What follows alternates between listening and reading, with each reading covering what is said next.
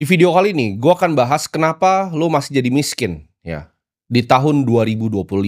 Pertanyaan gue, kenapa hidup lo itu masih begini-begini aja, ya? Belum ada perubahan signifikan, lo masih lari di tempat. Gue di sini sekarang untuk ngasih tahu realita yang sedang terjadi di depan mata lo, ya. Teknologi berkembang sangat cepat dan orang udah mulai susah nyari kerja. Ini dari yang gue lihat berdasarkan pengalaman gue sendiri. Teman-teman gue pengusaha yang punya 1.000 ya karyawan, 2.000 bahkan 5.000 karyawan.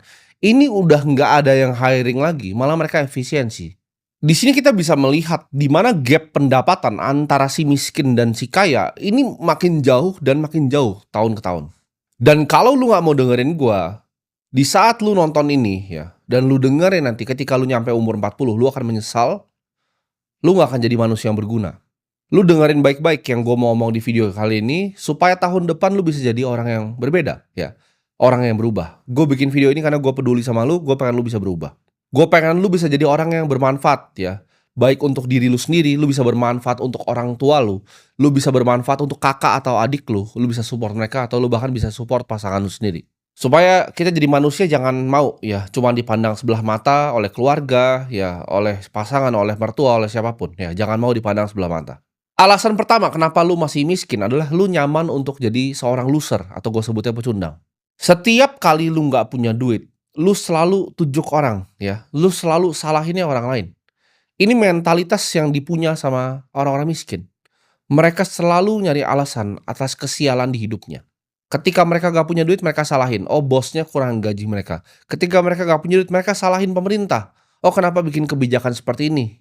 Keadaan ekonomi global pun lu salahin, ya. Bahkan keluarga lu sendiri pun lu salahin, "Kenapa gua dilahirkan di keluarga yang miskin, ya? Gue pengen banget jadi kaya, kenapa gua dilahirkan di keluarga yang miskin?" Kebanyakan orang kaya itu lahir dari justru keluarga yang miskin. Karena keadaan yang sulit itu bikin orang-orang yang tangguh.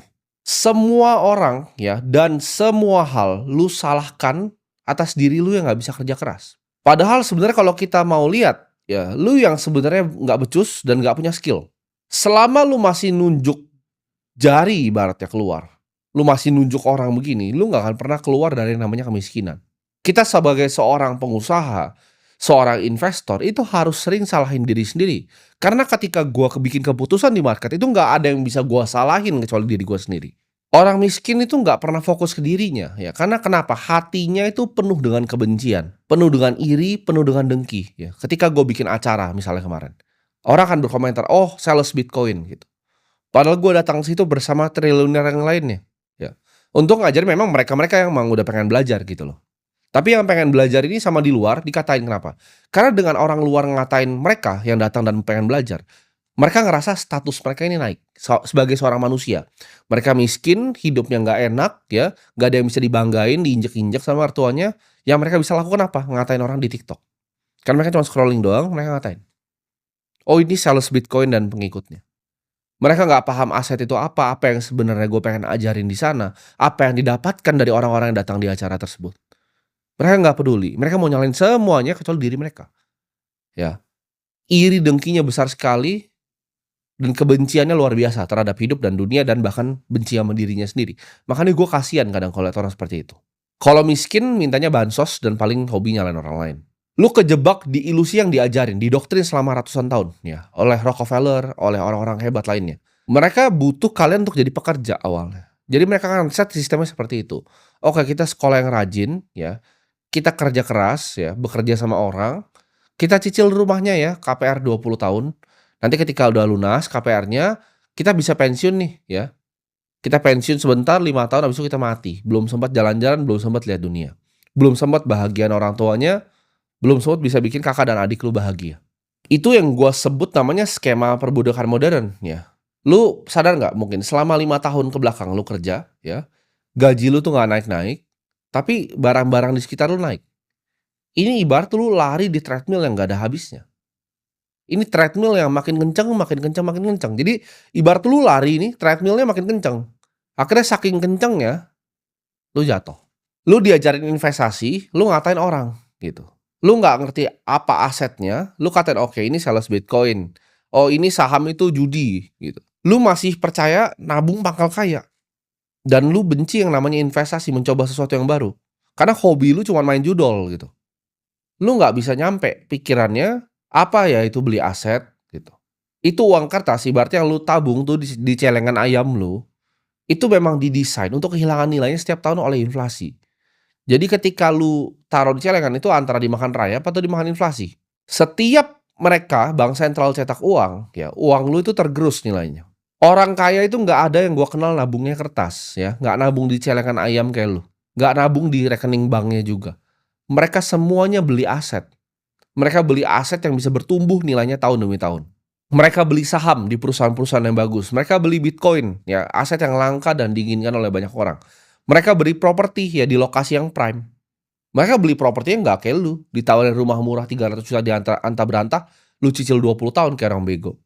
Terus lu baru sadar, oh jauh ya dari kantor, ya memang lu bego gitu. Sementara lu ngapain ya? Lu nabung beli iPhone buat kelihatan sukses. Gue aja kadang suka bingung ya. Gue kadang misalnya di mall gitu kan, ada yang ngajak foto. Bahkan ada security ngajak foto, itu iPhone-nya iPhone baru.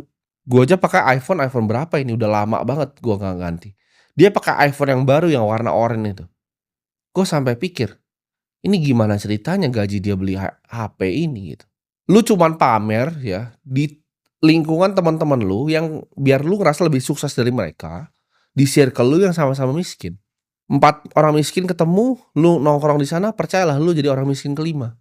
Itu mentalitas konsumen yang harus lu buang, jangan lu gampang lu lihat cuman barang baru langsung beli. Mindset-nya lu harus ubah dari konsumen menjadi seorang investor. Oke, cuman nonton konten gimana caranya jadi kreator gitu. Lu daripada ikutin bapak emak lu ya cuma nabung di bank, deposito lagi, kenapa nggak pikir, "Oh gimana ya cara gua analisa saham perbankannya? Gimana caranya gue jadi pemilik nih dari perusahaan ini? Apa aja sih yang gue harus pelajarin? Oh kalau misalnya kita nabung di saham A, bank A, cost of fund-nya berapa? Oh bank A lebih murah ya dibanding bank B.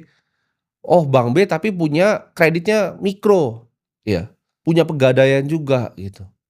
Oh bank C itu loan-nya banyak korporat ya.